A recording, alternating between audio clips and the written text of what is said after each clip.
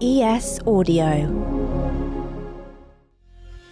Hi, I'm John Weeks, and this is the Evening Standard's Tech and Science Daily. Coming up, Met Office data predicts another hot UK summer. But first, a former employee of OceanGate, the company who made the sub that's still missing in the North Atlantic, warned of potential safety problems with the vessel back in 2018. According to US court documents, David Lockridge, the company's director of marine operations, had raised concerns about the vessel's hull in an inspection report. He said his warnings were ignored and called a meeting with OceanGate bosses, but was fired, according to the documents. A multinational search team is continuing its mission to find the missing sub, which was estimated to run out of oxygen around lunchtime today, Thursday. A French-operated deep-water remote-controlled robot reached the Titanic wreck at 12,500 feet, with just minutes to go until the deadline, in a desperate hunt for Titan.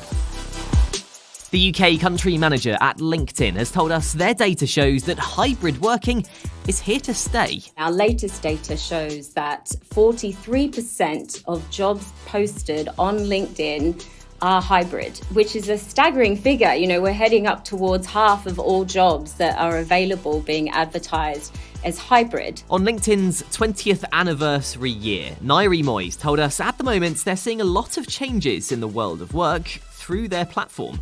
Among those is the way employees are choosing their employers based on their values. So LinkedIn have created a search tool to find companies whose values match yours. Some of the values that came through most strongly were things like, does this organization care about sustainability? Do they care about diversity, inclusion, and belonging? Do they care about flexibility and family life and work-life balance, etc.? So there's some of the big things that we're seeing at the moment. On top of that, Nairi told us there is a lot of discussion about artificial intelligence on the platform and how it's going to change the way we work, even in the next 6 to 12 months. We know that these kind of technological breakthroughs, if you look back in history, whether it was electricity, printing press, like the advent of the car, you need to be very thoughtful about how these things are going to impact society. So I think these are really healthy discussions. The Met Office is warning if carbon emissions keep rising, London summers will be as hot as they are in Nice in the south of France by 2070. Jeff Knight, who runs the forecaster's climate variability modelling team, warns that the UK is set to see a lot more intense rainfall too as temperatures rise. The Met Office's long-range outlook for June, July and August suggests that the UK has more than double the normal chance of having a hot summer.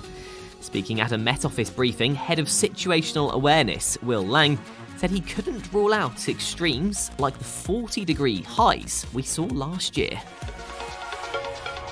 A team of researchers say fingerprint markings found in a cave in France were likely made by Neanderthals 57,000 years ago and are organised and intentional. They were found on La Roche-Cotard cave walls in northern France and are believed to be the oldest markings left by our ancient ancestors. The researchers from the University of Tours created 3D models of the engravings and compared them with known human markings and concluded that the circular, dotted, triangular and wavy shapes were deliberate. Study authors said the markings pay tribute to the Neanderthals and profound work to understand their role in the biological and cultural evolution of humans is ongoing. Over the past year, more than 100,000 ChatGPT accounts have been stolen using malicious software. A new report by Singapore-based Group IB shows that the accounts were compromised by info stealers, a type of malware that collects credentials saved in browsers. Those details can include bank card details, crypto wallet information, cookies, browsing history, and other information. Group IB says that ChatGPT's standard configuration retains all conversations. It's warned that the AI tech is being integrated into many businesses' software, meaning classified conversations or information could be accessed if account details are stolen. Coming up, Princess Peach makes a comeback, plus Mark Zuckerberg, Elon Musk, and a cage fight. Why not hit follow and give us a rating during the break? Welcome back. Princess Peach is making a comeback. That's right. Princess Peach will star as the main character in a brand new game. Nintendo have announced she'll appear in her own game for the Switch next year. It'll be the first time the iconic character has a starring role since 2005's Super Princess Peach. The Peach title was announced alongside a Switch remake of 1996's classic Super Mario RPG and an enhanced 2024 version of Luigi's Mansion Dark Moon. A trial is set to begin in the UK to see if poo transplants can boost the immunity of patients with liver disease.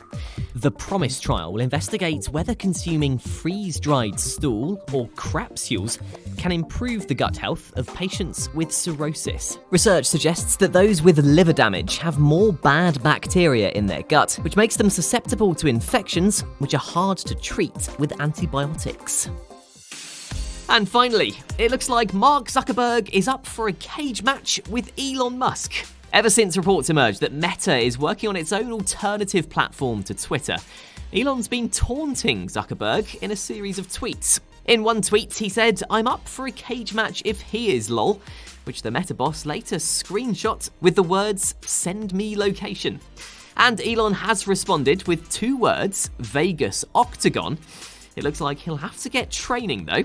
Zuckerberg has recently been winning jiu-jitsu tournaments and completed the brutal Murph Challenge workout, involving 2 one-mile runs, 100 pull-ups, 200 push-ups and 300 squats, all in a weighted vest in just under 40 minutes.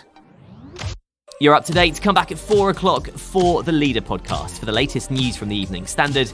We'll be back tomorrow afternoon at 1. See you then.